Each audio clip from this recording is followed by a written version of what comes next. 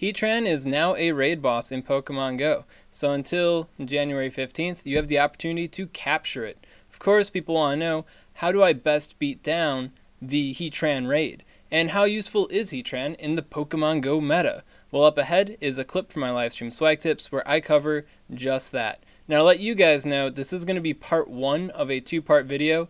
This video will be focusing on fighting the Heatran raid and using Heatran as a raid attacker.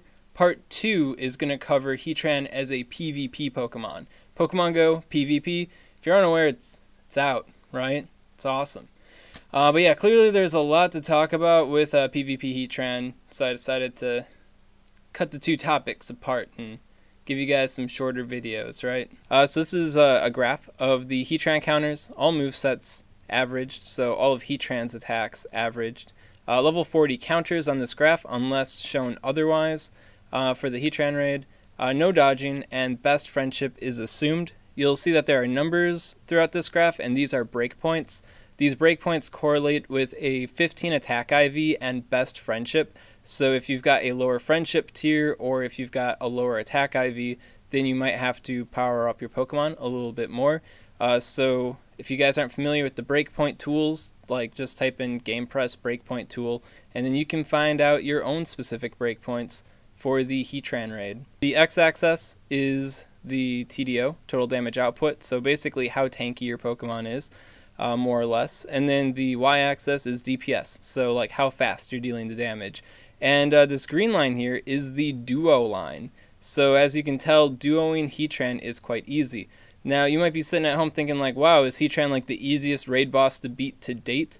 Arguably yes, but yes because super effective damage deals more damage than it did before PvP came out. When PvP came out, they changed type effectiveness, and as a result, Pokemon that have double weaknesses or weaknesses in general are like even weaker than they were a month ago to attacks. So like other really easy raid fights such as Rayquaza are even more easier. I actually haven't looked at the Sims myself yet. I got a lot on my plate right now, right? And I believe that the Rayquaza raid is now technically soloable with the right Pokemon because of the changes in effectiveness. So yeah, a lot of raid fights are way easier than they were before. I mean, yeah, people are soloing Absol and Tyranitar now with their Machamps. So yeah, so it's not just that like Heatran's easy. It's just like the idea of beating a raid boss in general is easier, and Heatran does have that double weakness. So yeah. Groudon and Rhyperior are riding at the top because Heatran does have that double weakness to ground type, and these are ground type Pokemon, and they are so powerful that weather boosted Titans such as the Machamp with a cloudy weather boost or a Kyogre with a rainy weather boost can barely get on their level. So even at like level 33, which is like probably their best break point. So yeah, if you got a level 33, assuming a 15 attack IV, assuming best friendship, of either Groudon or Rhyperior, I'd say you're pretty set for the raid. Very low Stardust investment for the Rhyperior too if you're evolving your Rhydons. Rhydon's also quite good, one of the best options, just missing a Sinnoh Stone there and like, what is it, like 100 candy or something.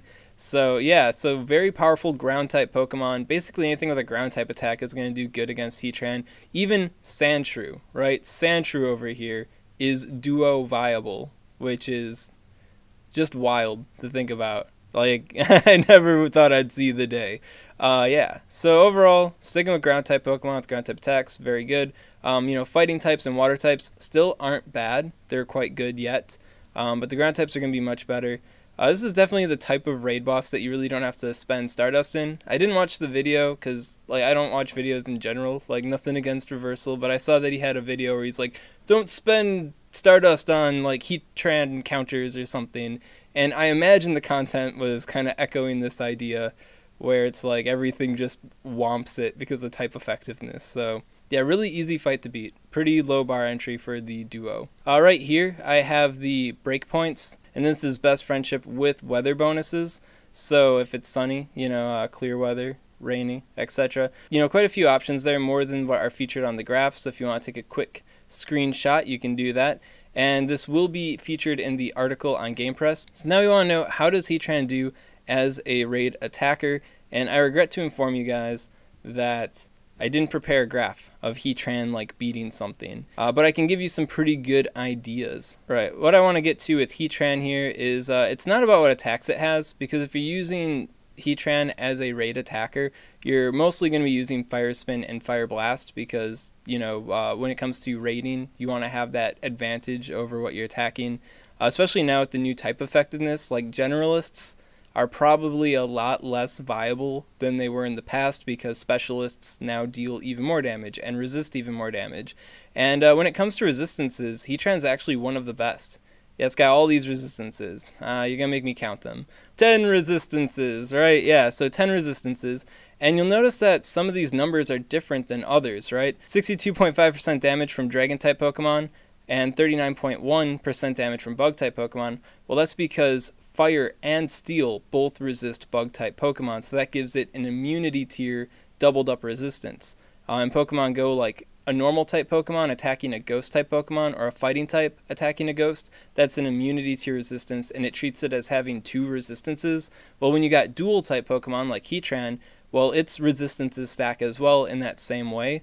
So yeah, bug types, fairy types, grass types, ice types, poison types, and steel types. Well, all those types of Pokemon are having a really rough time hurting Heatran, which means that in raid fights where attackers are using those attacking types, like, Heatran's just going to be like the ultra supreme god tank against them. So yeah, really interesting there for Heatran as an attacker. Now, do you want to spend your Stardust on Heatran as a raid attacker?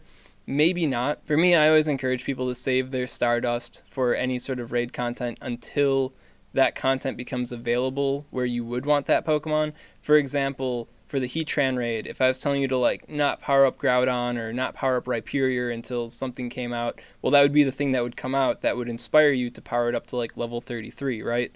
So same idea with Heatran as a raid attacker, but you might be interested in powering up Heatran for, like, Master League PvP battles. That was a clip from my live stream, SwagTips. SwagTips streams every Tuesday at 7 p.m. Central Time on the Twitch channel, SwagTips. If you like this content and you want to see more like it, maybe you want to see the PvP video, right? Well, then make sure to subscribe to SwagTips. And if you got any questions on this content, comment below, let me know what's up, and I'll be happy to help out.